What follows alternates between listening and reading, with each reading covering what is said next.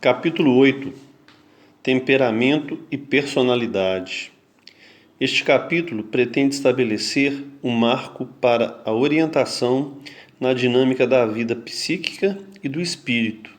Ao longo dos capítulos anteriores, foi possível compreender que a ciência dos temperamentos é uma ferramenta útil para a compreensão da interação humana, especialmente entre familiares, pais e filhos.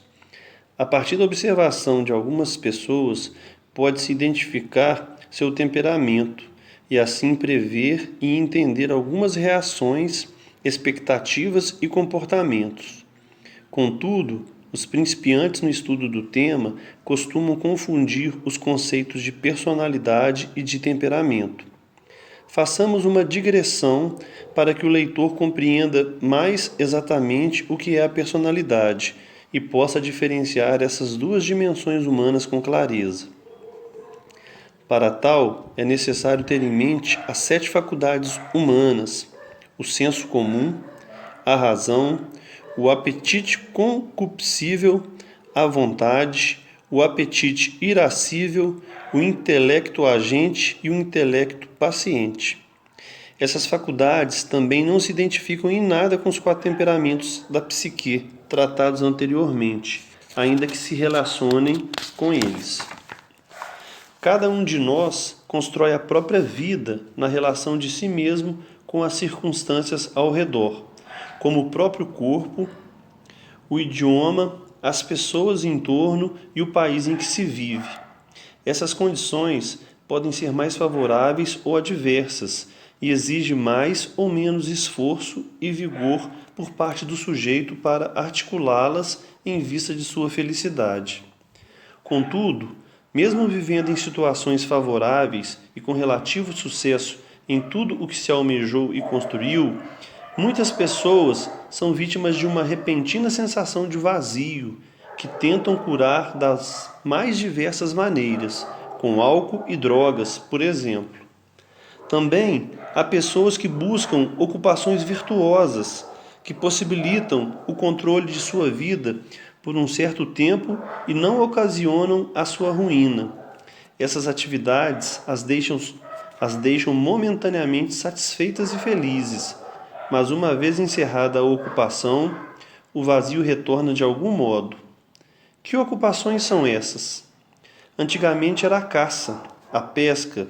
Hoje em dia pode-se identificá-las mais comumente aos esportes, mesmo que seja através da televisão. Isso tem uma razão antropológica. Ao entrar no universo esportivo, o homem está preenchendo um vazio existencial com algo que faz algum sentido, que é a situação primitiva de testar os próprios limites físicos.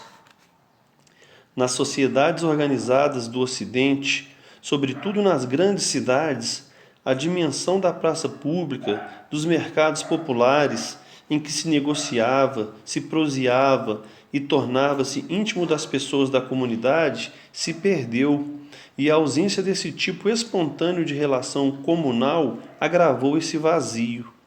Assim, o homem moderno tenta compensar a ausência da espontaneidade das relações por meio da organização de festas, em que as pessoas se reúnem em torno do vazio ontológico que cada um carrega dentro de si. E além desses, há outro elemento que penetrou a vida contemporânea e que banalizou completamente esse vazio: a televisão. A televisão entra nas casas das famílias, pondo-as todo instante diante de um espetáculo que ela não pediu para assistir. Esse espetáculo tenta preencher o vazio interior, mas sempre falha mortalmente. Às vezes tem até um efeito contrário, fazendo o espectador desligar o aparelho num estado pior do que quando o ligou. Esse vazio ontológico é um pedido que o espírito faz a todo instante, o pedido de ser alguém. É como uma voz, uma força que conduz cada um a algo absolutamente pessoal e individual, que só a pessoa mesma pode ser e não pode realizar através das demandas sociais. Para atender o chamado e preencher esse vazio, é necessário executar determinadas ações de natureza essencial. ações absolutamente íntimas que situam as pessoas em suas próprias vidas. Se cada pessoa não se esforçar para ser e estar presente na própria vida, em olhar o mundo por si e dar-lhe uma resposta pessoal, única, intransferível, a tendência é conviver para sempre afetado e angustiado com o vazio. É esse conjunto de ações absolutamente pessoal e intransferível que se chama personalidade. Pode haver diversas definições da personalidade, mas esta é a que me parece mais completa. A personalidade é, portanto, o que há de mais íntimo, individual e intransferível em nossa pessoa. Ao observarmos uma pessoa e afirmarmos que ela tem personalidade, queremos dizer que ela não se curva às vigências sociais e às demandas externas, mas carrega uma força que só ela tem, capaz de dar uma resposta ao mundo que, quando manifesta, é prontamente reconhecida. Dizer que alguém tem personalidade é dizer que nesse alguém existe algo pessoal, distintivo e reconhecível. Nesse sentido, a personalidade em nada se identifica com os temperamentos. Os temperamentos são apenas 4. Logo, necessariamente, milhões de pessoas têm o mesmo temperamento. Entretanto, não existe uma personalidade igual à outra. Cada uma tem uma vida, e já que a personalidade é a resposta individual que se dá ao mundo, são inúmeras as possibilidades de respostas de personalidades. Ora, essa resposta pode ser mais ou menos pessoal. Se a pessoa estiver absolutamente presente e consciente de sua vida, de suas escolhas, desejos e critérios, a tendência é dar uma resposta individualizada para cada um dos eventos que a afetam. Se, por outro lado, vive uma vida automatizada e não reflete sobre as próprias atitudes, a tendência é dar respostas cada vez menos próprias, distinguindo-se pouco dos demais. Existe sim uma ação natural, uma tendência determinada pelo temperamento, mas existe algo também que é propriamente a reação pessoal às circunstâncias dadas, incluindo a tendência do temperamento. É um modo de encarar as situações de modo consciente, articulando-as com a vida interior que vai construir a personalidade. Se fosse possível observar cada ato, mesmo mínimo, cometido por um indivíduo desde o seu nascimento, cada reação, cada momento, e categorizá-lo como ato consciente ou mecânico, seria possível narrar o desenvolvimento da personalidade desse indivíduo, se houve mais atos mecânicos, obedecendo estritamente, mesmo que inconscientemente, a um status quo. A personalidade provavelmente está muito pouco desenvolvida, com poucos elementos pessoais.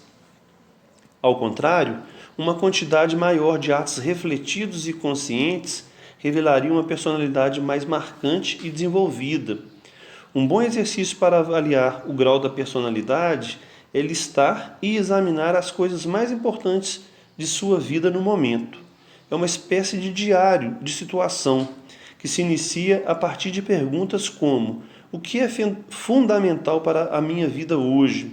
Onde estou fundamentalmente instalado? Estou casado? Tenho filhos? Tenho um trabalho? Tenho projetos para o futuro? Quais?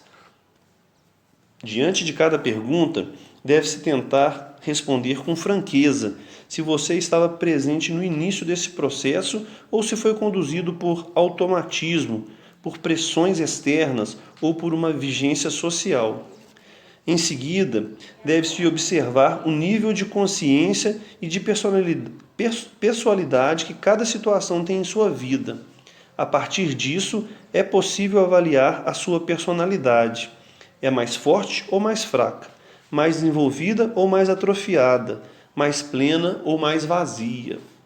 As conclusões, no entanto, podem chocar, fazendo o indivíduo se dar conta de que estava inconsciente e ausente em todos os processos. Não é preciso se desesperar, basta tentar reverter a situação, refletindo diante de novas situações, dando-lhes sentido. De nada adianta rebelar-se, esse também é um ato mecânico e puramente reativo, um chavão emocional que certamente lhe afastará da sua personalidade e não aliviará o vazio. Um verbo-chave neste momento é assumir. Não é um problema fugir de uma situação por não aguentar o seu peso ou por ter a ilusão de um futuro diferente. O problema é fazer isso sem consciência e sem saber por que o está fazendo. Um sofrimento assumido e consciente tem muito mais sentido do que um movimento impulsionado por razões externas. Mesmo diante de situações terríveis, alguns sujeitos podem encontrar o sopro interior que as inspira, e é justamente a descoberta dessa realidade que preenche o vazio que marca o desabrochar da personalidade. A personalidade surge quando começamos a construir e a tomar posse das circunstâncias ao nosso redor. O vazio que antes se impunha vai, pouco a pouco, sumindo.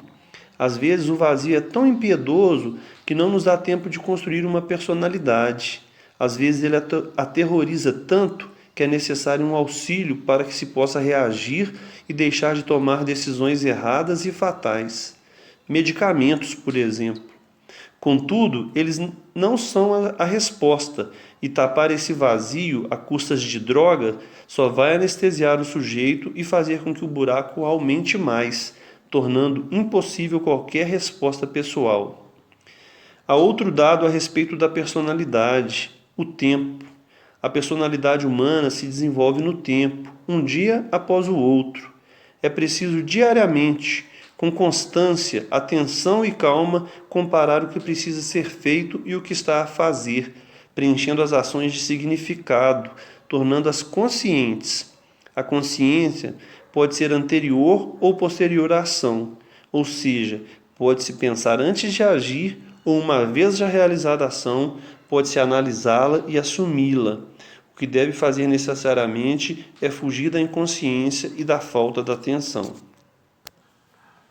Personalidade e religião. Um questionamento comum a todos que começam a estudar o tema dos temperamentos é especialmente a formação da personalidade em relação à religião.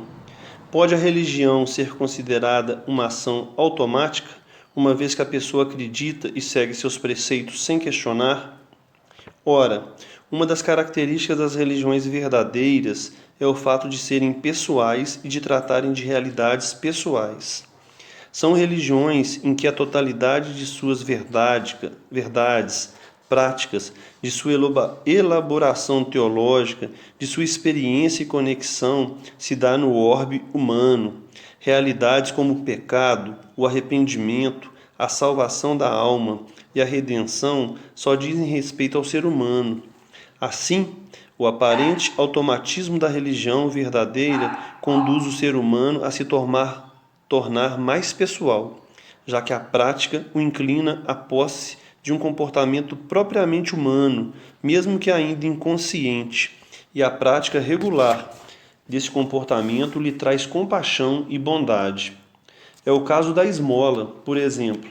Mesmo agindo de maneira automática, o ato em si mesmo conduz o indivíduo à sua humanidade, pois somente um ser humano pode se despojar de um bem que lutou para obter em favor de outro ser humano.